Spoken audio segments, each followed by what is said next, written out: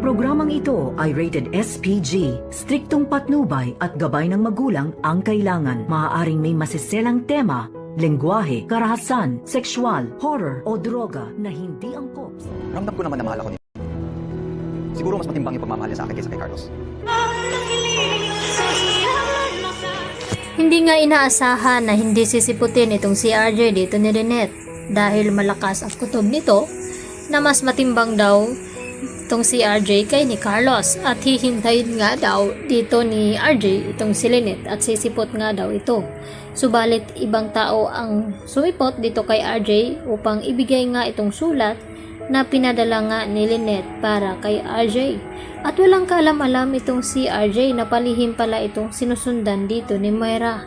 At nakita ni Moira kung ano ang inaabot nitong sulat dito kay RJ at tinanong niya itong babae na kung ano nga iyon at nalaman na sulat nga na mula kay Lynette Santos. Kaya agad nga na iniimbestigahan agad ni Moira kung anong nilalaman ng sulat na iyon. At dahil nga sa galit ni RJ at hindi niya naabutan na naikasal itong si Lynette dito kay Carlos, naitapon ni RJ itong sulat at ang nakapulot ay walang iba kundi itong si Moira. At dito na pag-alaman ni Moira at nabasa ang nasabing sulat na mapahanggang ngayon ay mahal pa rin pala ni Lynette itong si RJ. At hindi niya nga kayang saktan itong si Carlos dahil siya nga daw ang pumuno ng pagmamahal ni RJ noon nung ito'y nawala. Kaya itinuloy ni Lynette ang pagpapakasal dito kay Carlos nang sa ganon ay hindi siya masaktan nito. At dahil dito, kaya agad na pumunta itong si Moira dito sa selebrasyon ng kasal ni Lynette at Carlos nang sa ganon ay magbibigay siya ng kaguluhan doon at sabihin dito kay Carlos kung anong klaseng babae itong si Lynette na kanyang pinakasalan. Namuntik-muntikan na nga itong umurong sa kanilang kasal dahil may balak pala itong sumama kay RJ kung hindi na konsensya itong si Lynette dahil sa kabutihan na ipinakita ni Carlos sa kanyang pamilya dito kay Annalyn at Aling Susan. At dahil hindi nga bibigyan ng kasiyahan ni Moira itong si Lynette, kaya manggugulo nga ito at sabihin sa lahat na mahal pa rin hanggang ngayon ni Lynette itong asawa ni Moira na si RJ.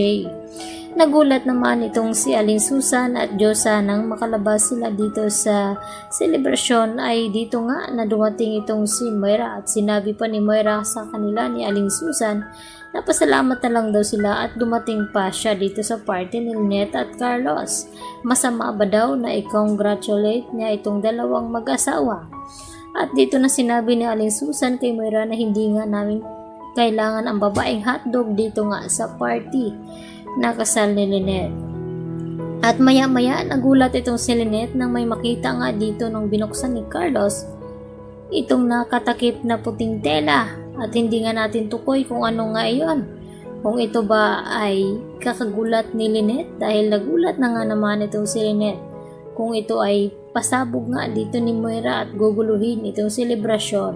At nag-aalala naman itong si Lynette na kung bakit naroon nga itong si RJ sa kanilang party. At dito na sinabi ni Carlos na siya daw ang nag-imbita kay RJ at tumango nga si RJ dito kay Lynette upang pagbigay isang ayon na tanggap na nga daw ni RJ na ikinasal na nga itong si Lynette. Kaya naman wala na rin magawa itong si Lynette kundi titingnan na lamang itong si RJ. Yan po aking karagdagan latest update. Marami pong salamat sa inyong panonood.